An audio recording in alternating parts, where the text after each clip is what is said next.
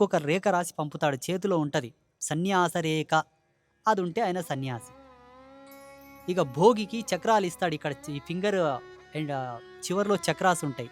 శంఖ చక్రాలు ఉంటాయి ఇక్కడ. ఆ చక్రాలను బట్టి వీడు యోగియా భోగియా చెప్పవచ్చు.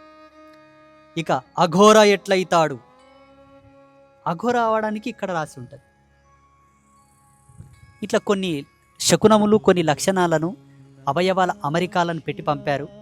వాటిని గుర్తెరిగి తర్వాతకి మంత్రసిద్ధిని పొందడమా, మాయలు మంత్రాలు చేయడమా, చాతబడులు చేయడమా చేసేద్దాం. పిచ్చి పిచ్చి ప్రయాసాలకు పోవద్దు.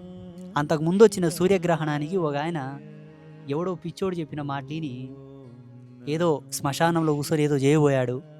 మంత్రం కాస్త వికటించింది. తంతు కరెక్ట్ చేయలేడు. దేవత ఆవాహనమయ్యే చోట్ల ఒక పిశాచి ఆవాహనమై వెంటబడింది. దేవుడు వచ్చే కాడ దయ్యం వచ్చి పడింది.